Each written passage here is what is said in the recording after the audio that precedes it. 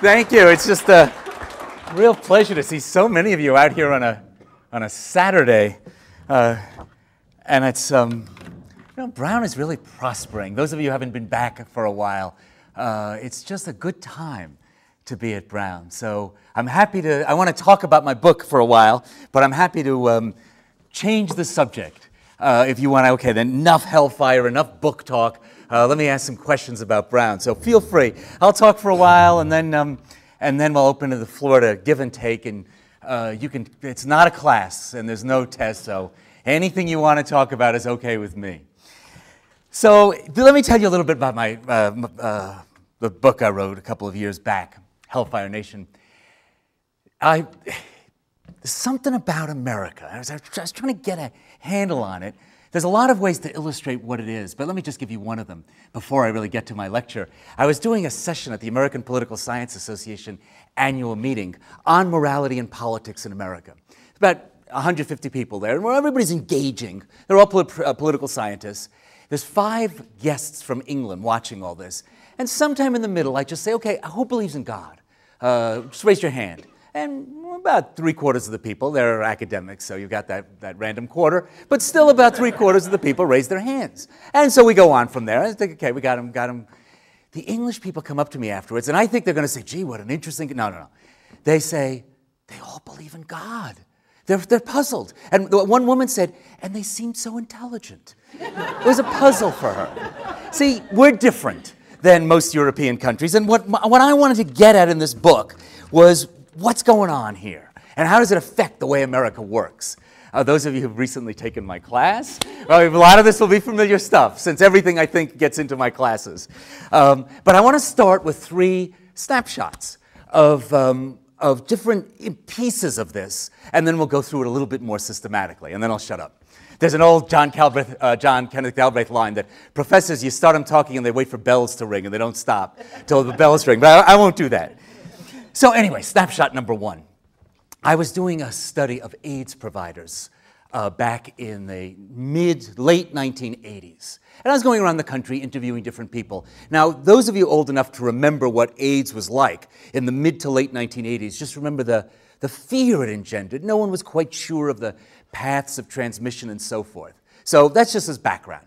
So I go to this provider, this pediatric AIDS clinic in Newark, New Jersey. You have to picture this as a very downtrodden street. It's got a series of brownstones, most of which are abandoned, broken windows, very poor. And right in the middle of this is this lovely little house with brightly painted and so forth, and that's the clinic. I got to talking to the fellow who ran the clinic, let's call him Brother Terry, a Christian brother, and he told me the following story. He said he was going to open, he had an open house on a Sunday, and the Thursday before the open house, where the kids were first going to see this clinic. The idea being that rather than having him in a big impersonal hospital, children with AIDS would now come to this much cozier clinic where they could be cared for one-on-one and not in the impersonality of a hospital. Thursday, the doorbell rings, and it's the selectman from that part of town, or that part of Newark. And he says, is this the AIDS house? Brother Terry says, yes, it's the Pediatric AIDS Clinic. We're about to open. And the guy surprises him. He says, I want you to know I'm going to do everything in my power to shut you down. Brother Terry says, wasn't expecting that. And he says, can I ask you why? And the guy is standing in the front door. The guy says, yeah, Newark is full of trouble. And I don't need you to bring AIDS to people's attention. I'm going to shut you down. And Brother Terry said, I lost my temper. He said, it's sin. But he said, I stepped out into the sidewalk, and I said, look, mister, there's a crack house. There's shooting gallery. People are doing crack right there. Why don't you do something about that? And the guy says, yeah, I know. Lots of trouble in Newark. And now what? Now they're going to identify AIDS as well as crack with Newark. He says, look, brother, over there's one business, this is still true when I visited, one business that was operating effectively. It was a Tasty Freeze. He says, brother, what do you think's going to happen when the guy who runs the Tasty Freeze learns that all the kids going by to get their ice cream have to pass an AIDS house? Parents are going to get upset. They're going to call me. I'm going to help him shut you down. The guy goes off. So Saturday, Brother Terry's getting the final preparations ready. Doorbell rings. It's the guy from the Tasty Freeze. Brother Terry thinks, oh boy, here we go. But the guy surprises him. He says, so this is the AIDS house? And Brother Terry says, yes, the Pediatric AIDS clinic. And the fellow says, you think the kids would like ice cream? Ice cream, milkshakes, sundaes? It's on me. It's totally on me. And Brother Terry says, that's so nice. Of course, they'd love that. That's really just great. And the guy says, okay, I'll come by, take the orders, and bring the kids ice cream. And their parents too. And Brother Terry says, that is wonderful. Can I ask you why you're offering? And the guy said, oh yeah, my brother got AIDS. And I told my family, he's a sinner. You have nothing to do with him. My kids wanted to go visit. Nothing. Just cut him off. And then I was in church, and the minister was talking about how Jesus hugged the leper. And I started to cry, and I realized I didn't hug my own brother. And he's gone. He's dead. I can't bring him back. I can't right that wrong, but I'm going to stand by you. Brother Terry said person after person in Newark, very poor neighborhood, would come up to him and say the same variations of the same story. The UPS guy mowed the lawn. The lawn was the size of like this, but he always mowed the lawn. Same story. Something needed painting. There were people to paint the house. I got to thinking about that story and what it meant about the stuff I study, American politics. And I thought it meant three different kinds of things. That story got me going on this book. I thought, first of all, this is an interesting story about how this little community in the middle of a very poor neighborhood, you didn't hear about this on the nightly news. No one knew this was going on. Everybody just thought poor neighborhood, crack, AIDS, other troubles. And yet here were people pulling together, no attention at all. That's interesting. Secondly, everybody thought they were doing right in this story. They were trying to do good in their own way, scrambling to do the moral thing, whether it was shutting down the AIDS clinic or helping it out. And third, I should say, every person in the story but one is African American. So it's also not just about morality and community, but about race as well, and just how we process race. That selectman was worrying, to open up what was in his head. He was worried about what are people going to think of Black Newark when they start identifying it with AIDS. So I got to get at this whole moral thing. So that's the story that was in my head, and I began to pull on the string. It's a long book, but that's where it started. Snapshot number 2. I'll go faster now. If you take a course at Brown or are really a boring person and love data, you could spend some time with a green eye shade over your head and look at the mortality tables for various countries. And if you spend that time, well, you don't have to, I'll tell you, it's a shock. The United States, for men, is 31st in life expectancy at birth, 31st. For women, it's 28th, not much better.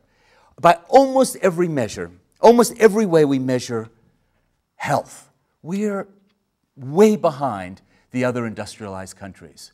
The CIA just did a study across 10 or 15 health measures of the 35 richest nations in the world. And or 35 European, relatively wealthy industrial nations. And you read the study and you say, thank you, Latvia, because we beat the pants off Latvia. We were 34th in everything. Just way behind.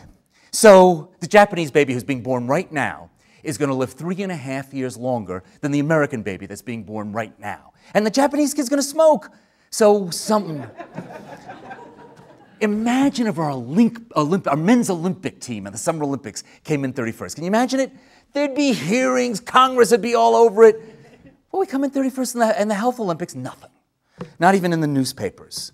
We go to meetings all the time. You do political science meetings. People say, oh, they see these statistics, and they say, we got to do something. And the political scientists come into the meeting and say, forget about it. That's not. The United States, we don't like government. We got a constitution that makes it hard. Relax. Nothing's going to happen. No action, no way. That's any political scientist can tell you that. It's too bad. But it's a strange snapshot, isn't it? This idea that we do so badly on international statistics, up, incidentally, until the age of 75. At 75, suddenly, we jump into the lead. By 80, life expectancy at 80, we're number 1.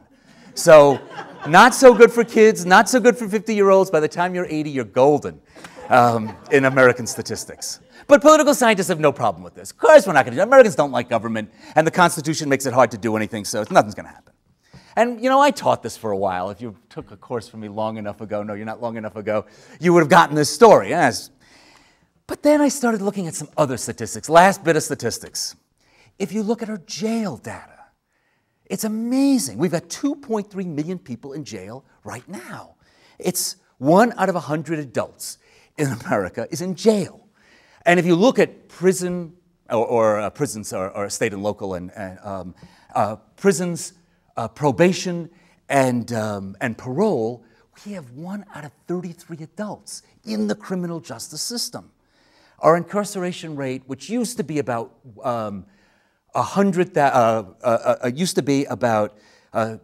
roughly 1,000 per 100,000 people in jail. I'm sorry, 100 per 100,000. That's the usual metric.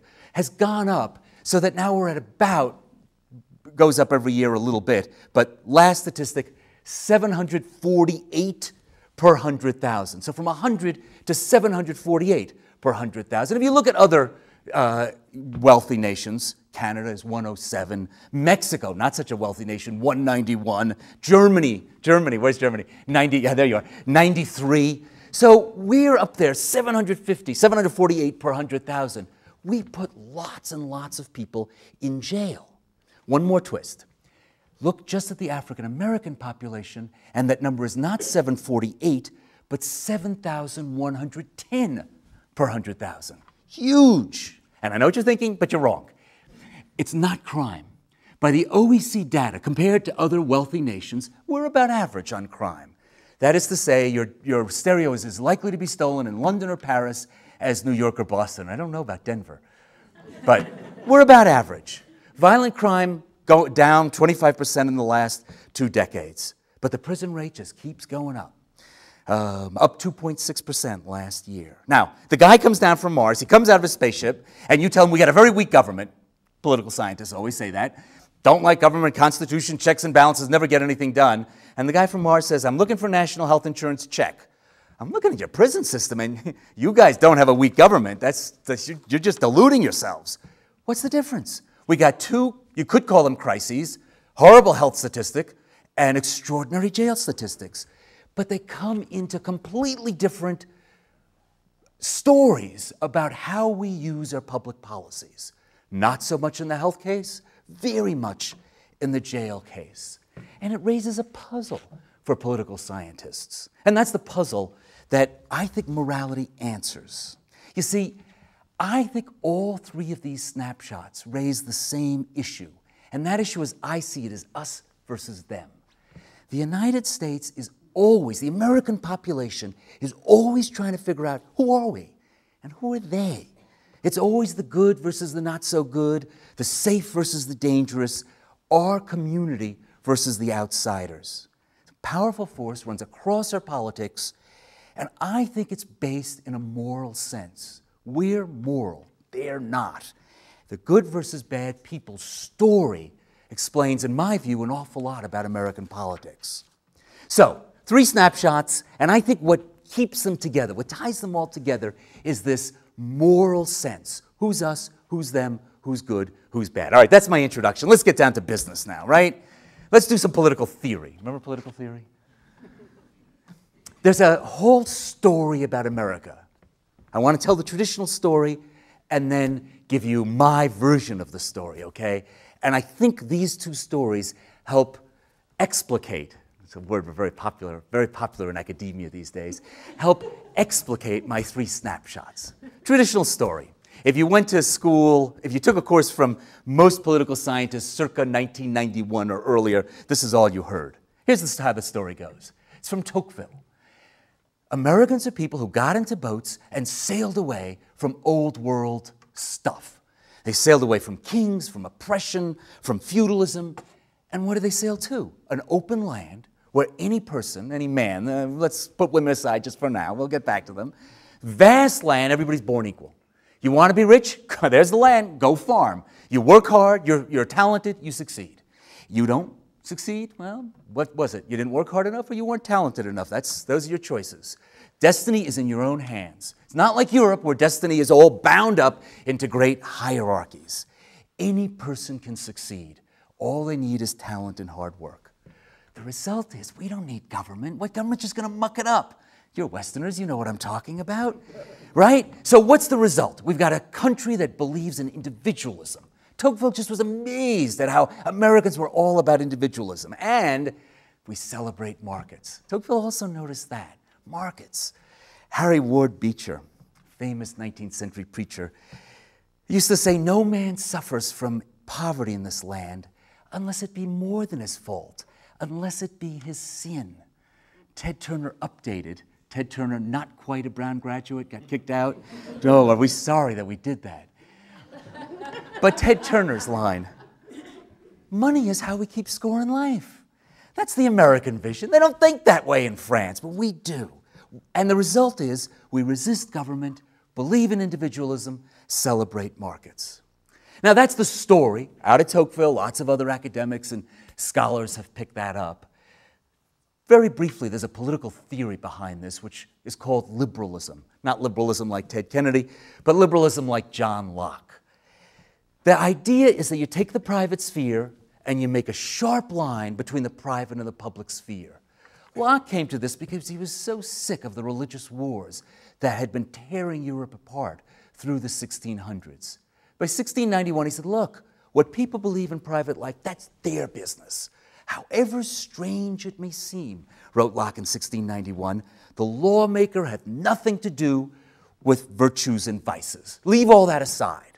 And we know Locke inspired the founders more than any other philosopher through a very clever kind of study that was recently done.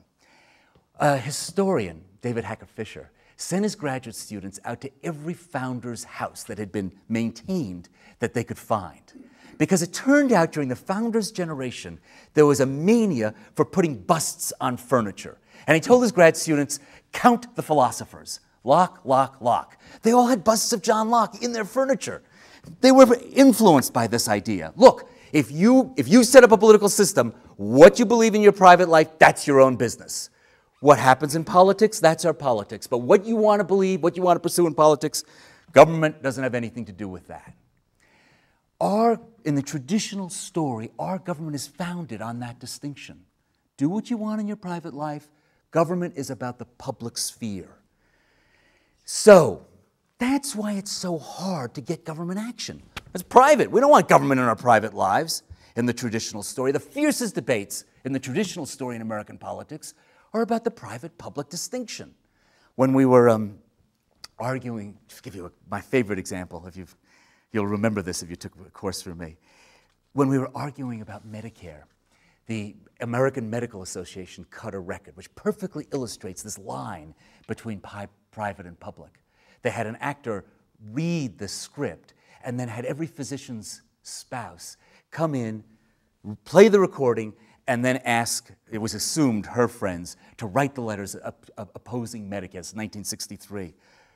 Here's how the record ends. I just want you to listen to the rhetoric because it illustrates this so beautifully. Write those letters now.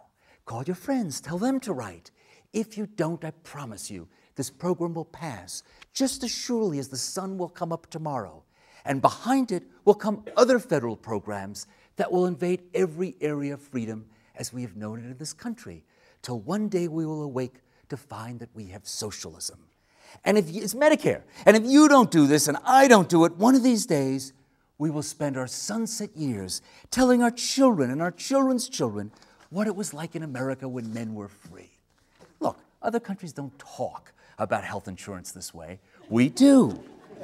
I should say two things. One, the guy they got to cut the record, this actor, was one Ronald Reagan, who later had a career in politics. And I know there's a few people in the room thinking the old man was right again, and we can get to that in the Q&A.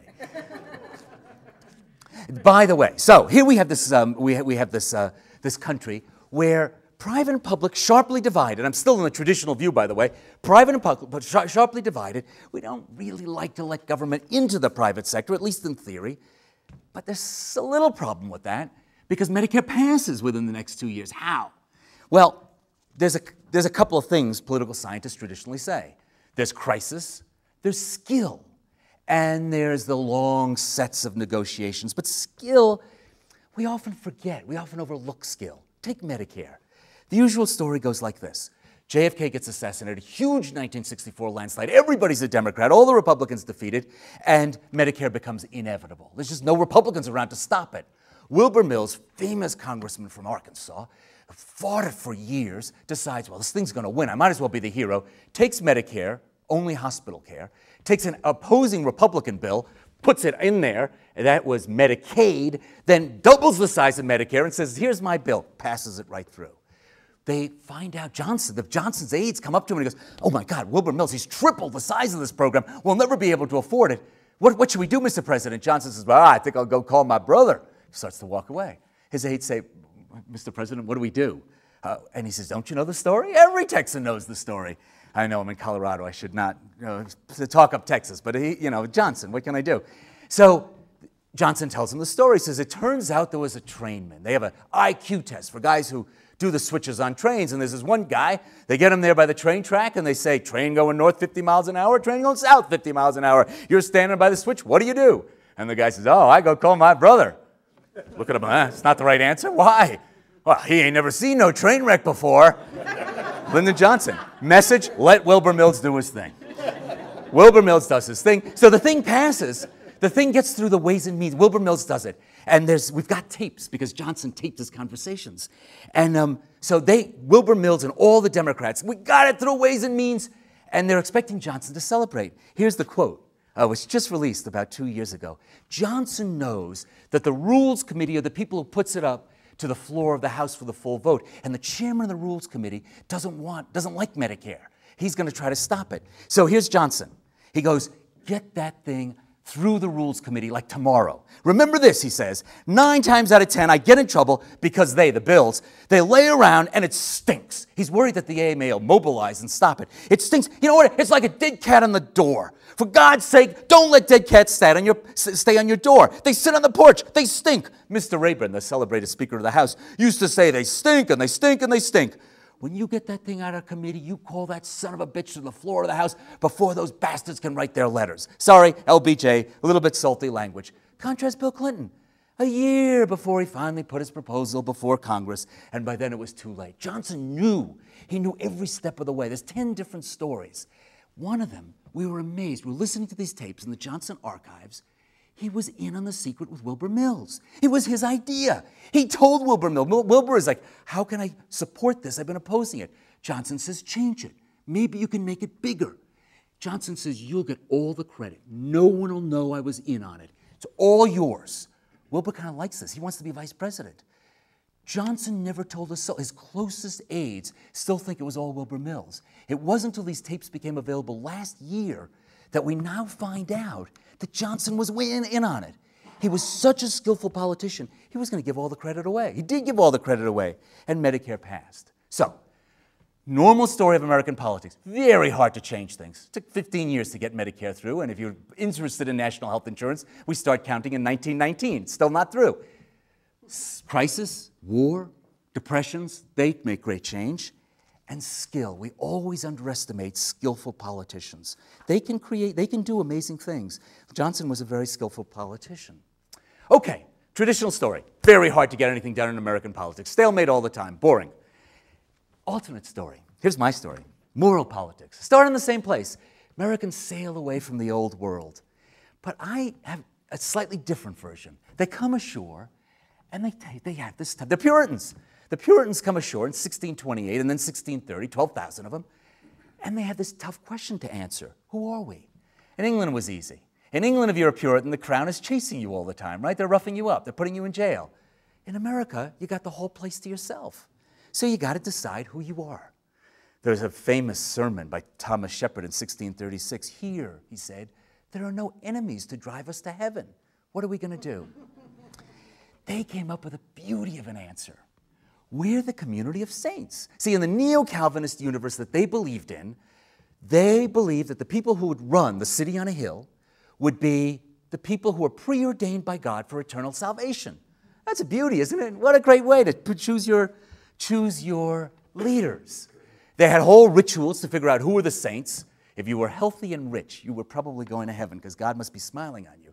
If you could prove to the community's satisfaction that you were going to heaven, that you were a saint, you could vote. Anybody could vote. Man, woman, well, men and women, that's the whole gamut, isn't it? Could vote. It's unbelievable, unbelievably broad franchise. As long as you can prove God's smiling on you, you get to vote.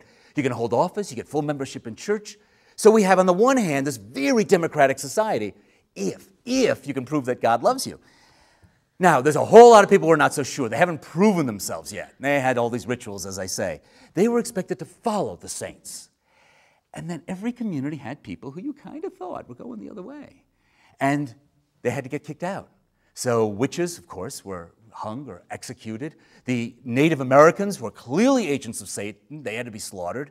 And there are these heretics around. And what they did to the heretics was they sent them to Rhode Island, which Cotton Mather called Rhode Island the latrina of New England for all the noxious heresies. I keep telling my colleagues that, and they never laugh at my faculty meetings. The latrina of New England. But that's Roger Williams was a heretic. That's why they sent him packing to Rhode Island. All this free speech stuff, no.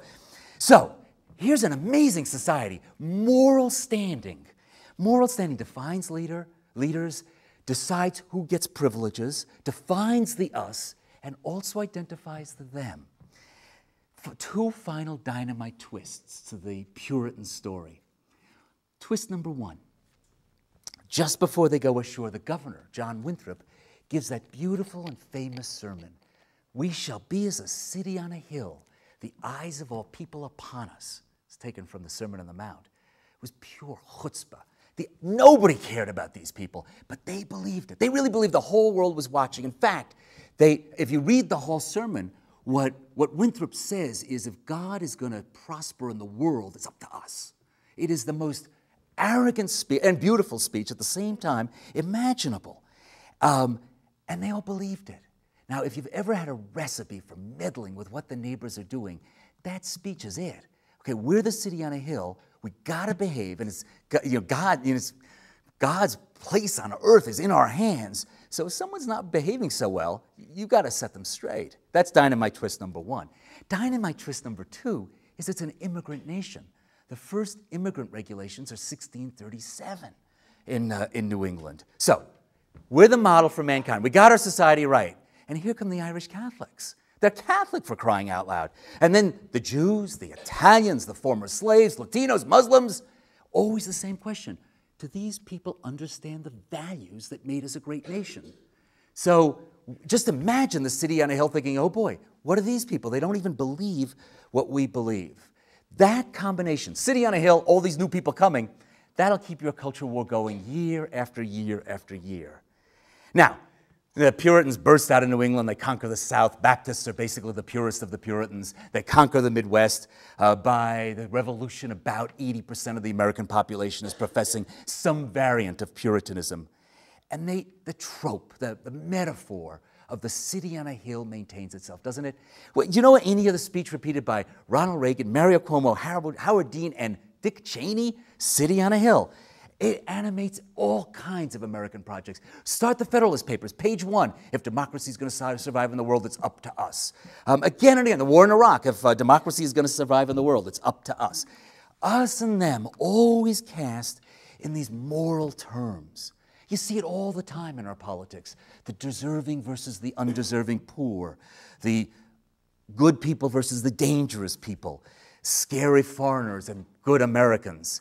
Every time a Democrat says good people who play by the rules, you know how they're always saying that when they're trying to argue about poverty programs, good people. What they're really saying is it's an us, it's not a them, because they're used to having welfare challenged that way. There's real power in this us and them moral idea. The United States is incredibly generous in its policies towards people it regards as us, and particularly mean, tough, hard on people it considers them. There's always a dialogue about how to sort out us versus them. It's one of the great questions in American politics. Now, I've been telling all this story as metaphor and history, but think about it for a second. The principle here is simple.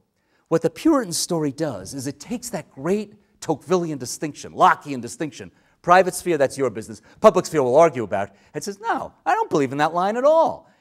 What you do in your private life affects how we prosper as a nation. We got to worry about your private life. Are you a communist, a Jew, a black, a Catholic? We might not be so good with that.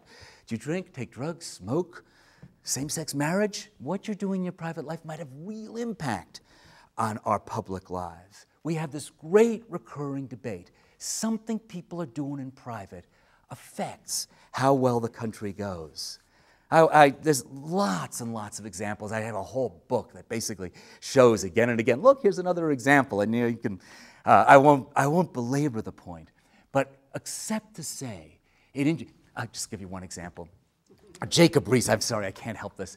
Jacob Riis, the great urban reformer, walked around Lower Manhattan and had a contest. He counted up first the number of churches and chapels, 114.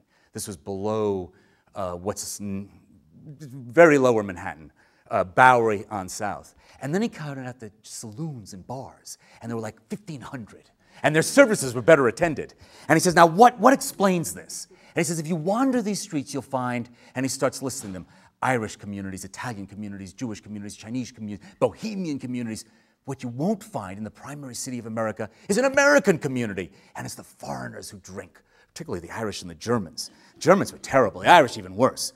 So what happens? Here's a cycle, a whole new cycle. Usual expectations about politics, liberalism.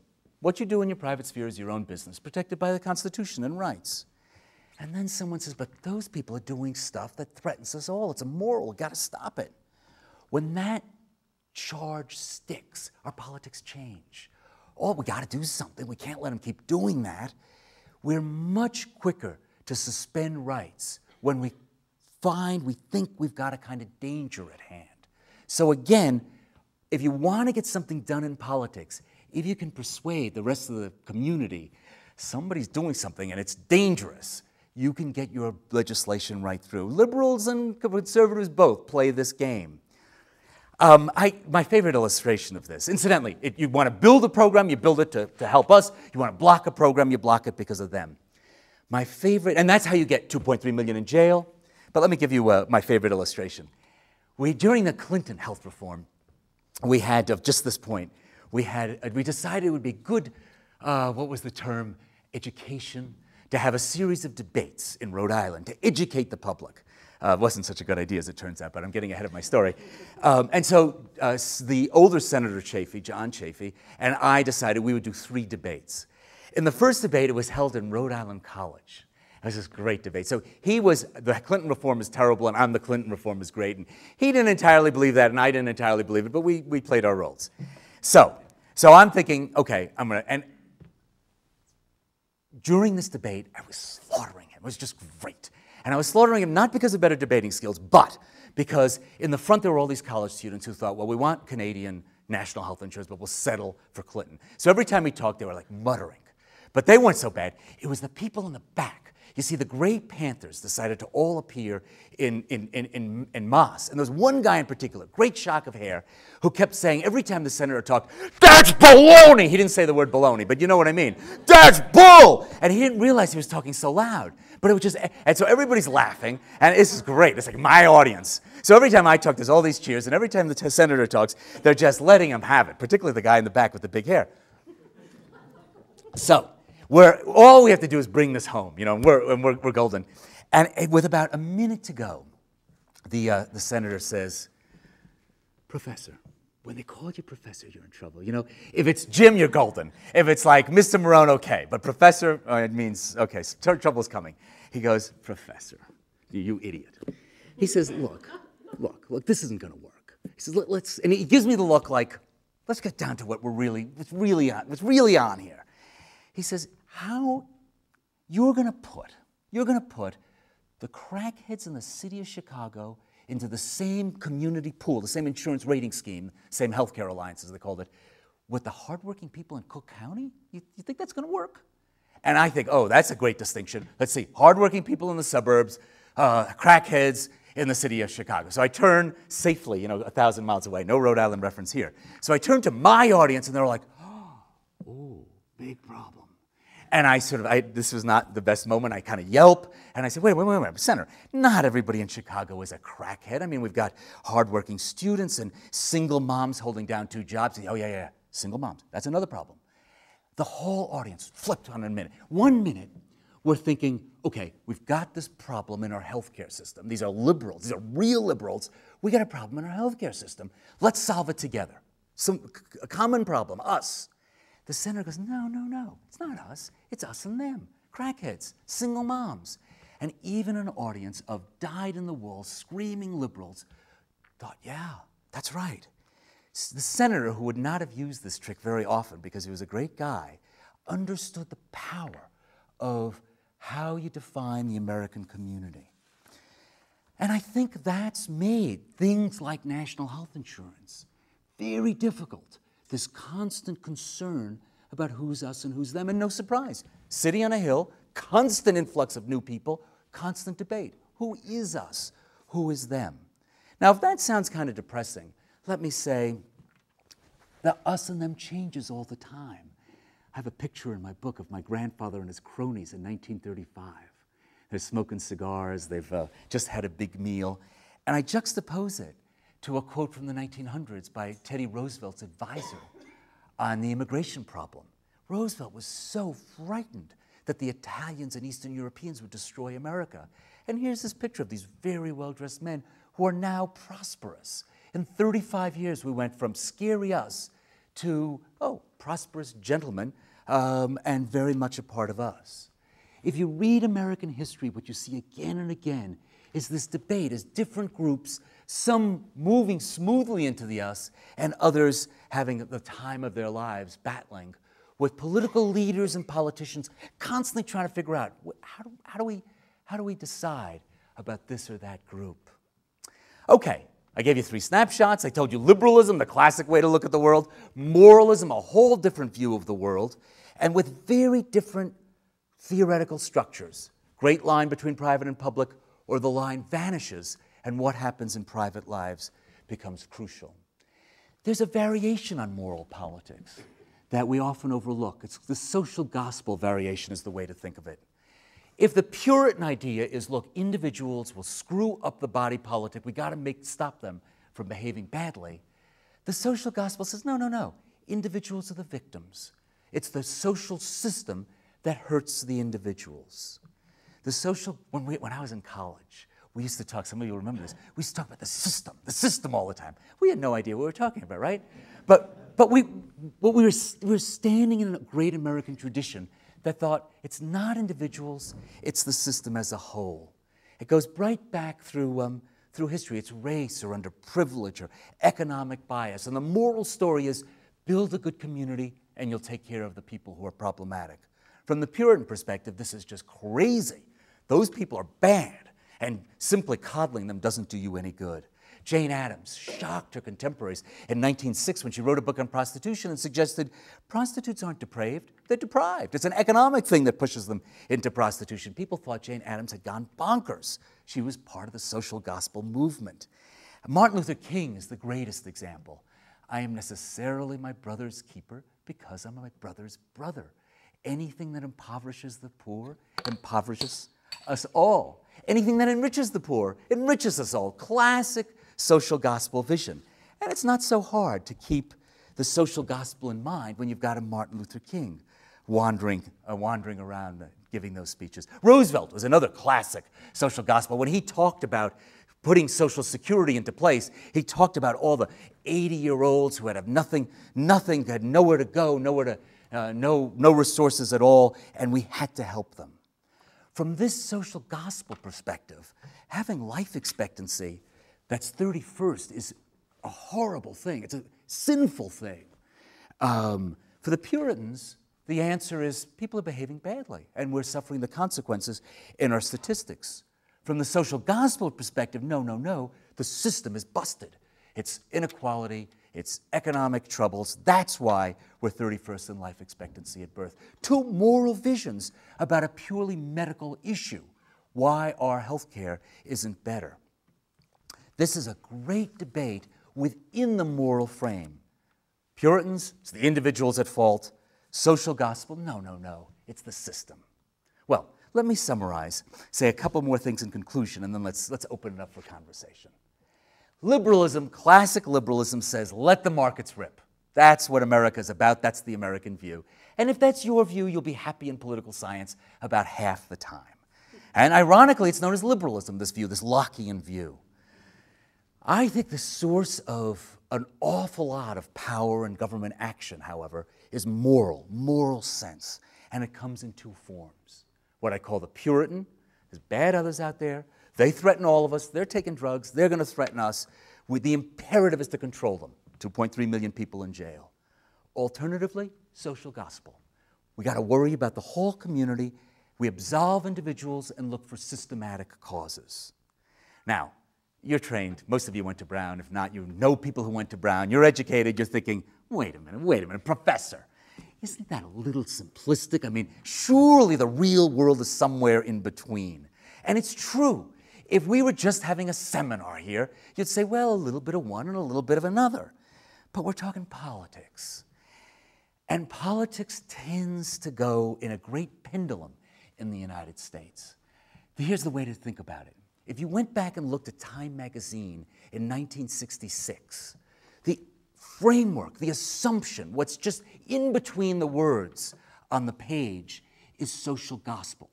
The crime stories in 1966 assumed that someone committed a crime, well, maybe there was some underprivilege involved. Today, if someone tried to write that in a story, they'd be laughed right out of the magazine. Wait a minute, someone committed a crime because they were underprivileged? Underprivileged? What are you talking about? Each individual should be judged for themselves. That is to say, the 1960s were a social gospel moment, and it sunk into the assumptions of our policy discourse. Ronald Reagan's great contribution to our discourse was to scorn that and replace it with a very individualistic discourse. It's hard to see the assumptions that filter into the bedrock of our conversations, but Puritan versus social gospel is generally in there. And I can give you a test. Don't worry, ungraded. I gave you those jail numbers among African Americans. So what was your first thought? If your first thought was, oh, black leaders ought to do something about it, there's a problem in the black community, it's the Puritan vision. Those individuals are behaving badly. If you thought, oh my God, our criminal justice system is broken, you're in the social gospel. You immediately thought about the system as a whole. So you can put yourself on the continuum. In Puritans or social gospels. And incidentally, at Brown, it's all social gospel except for a little group living in the fraternities. But I won't try to judge this. You self-graded. To me, the great difference in American politics recently has been that the conservatives have embraced their moral tradition, at least up till very recently. And the liberals have run away from theirs. I remember when the Clinton health reform was introduced, Donna Shalala, the Secretary of Health and Human Services, did a press conference to sort of roll this thing out. And first question, I got good health insurance, why should I pay more for someone else's? Social gospel answer, because we're all in this together, and if you feel like you don't want to pay for others, go vote for the other party. We're a social gospel party. She didn't try that. Democrats didn't try that for years. Instead, she said, no, it's not going to cost any more. See, we got all these cost savings in the plan, and you don't have to pay any more. And the press laughed. And I remember doing a CNN interview right afterwards, and just before I went on, the guy said, listen, don't try to tell us it's not going to cost more to insure 38 million people, okay? And then he asks the question. It just didn't work. Of course, they were trying to make the argument out of self-interest. That wasn't going to work. There's a whole different tradition. What's so fascinating about this election is that it's all flipping on the moral front, isn't it? McCain is uncomfortable in the traditional Puritan way. He doesn't like it. It doesn't resonate with him. Ronald Reagan didn't always believe it either, but he was so fine with religious conservatives that if he deviated a little bit, well, that was old Ron, that was okay.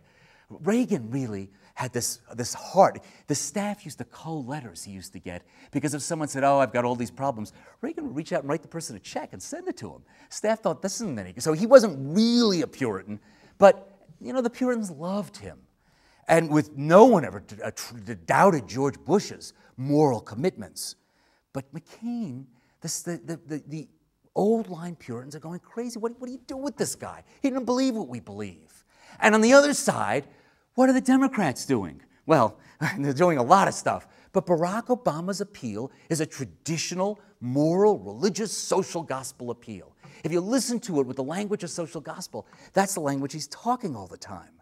Alas for him, there is, I won't go into this now, but there is a black social gospel tradition that has the Jeremiah as its form. You're going to hell unless you repent and be saved. The end of the speech is boring because that's where the redemption comes. But the middle of the speech where God damns you, that's the hot fire and brimstone part, and that's the part that's on YouTube. Giving Barack Obama fits. And Hillary, too, is a social gospel person. She is genuinely angry at Barack about his health plan. Why? It doesn't cover everybody. And you can see, you may hate Hillary, but she's really genuinely pissed about that health plan. It's not social gospel enough.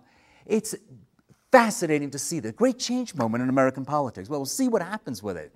But as long as I've been teaching this great moral debate with the Republicans embracing their moral side and the Democrats running away from it. And now, just this election, it's all, I'm going to have to write new lectures. It's all just flipping. Well, look, my final conclusion. If you study political history long enough and hard enough, I think you have to be an optimist. American history, we have endless problems. But if you look at the long run, Churchill said it best, I think, count on the Americans to do the right thing after they've exhausted every other possibility.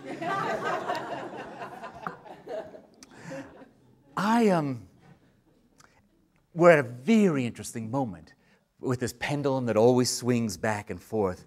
As some of you have heard recently, I always end my courses urging my students to get involved in their communities. And I tell them, look, there's only a few people who are in a position to change the world, but anyone can change the community of people around them.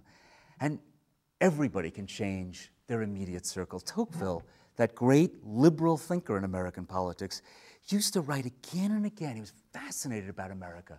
And what most fascinated him was this American propensity to worry about the other person. He thought it was sometimes good and sometimes bad, but this communal spirit he thought was just one of the most fascinating, unusual, powerful things about America. Well, I'll give you a parable to end all this with. My students haven't heard this one, but it's a parable. It's parable as a way of saying, sneaking a joke in, right? It's a parable about building the good community. And it takes place in the 15th century when the Pope's advisors came in. The Pope, let's call him Pedro Morone, that saintly Pope, now Saint Pedro Morone. No direct descendant, I don't think, but never mind that. His advisors come in and they say, Holy Father, there's a Jewish community right in the middle of Rome. You got to get them out of here. They're heathens. And the Pope, saintly man, says, well, I can't just kick them out like that. Let's find out what they believe. And so he calls the head rabbi in, and he gives him a test. The first part of the test, better come out for this, goes like this. And the rabbi quickly goes. And the Pope says, oh, that's a good answer. Oh, a very good answer. And then the Pope goes like this, and the rabbi goes like this. And the Pope says, a very good answer. And he goes over to the sideboard, takes a piece of bread, pops it in his mouth. The rabbi goes over, takes a grape, pops it in his mouth. They look at one another, they embrace, they hug. The Pope says, look, we believe all the same stuff. Don't be a stranger. Come on, come visit me. And the rabbi says, you come visit me. Oh, yeah, let's be friends. This is ridiculous. I don't know what my advisors are talking about. Off goes the rabbi. The advisors come in, the Pope says, what are you guys talking about?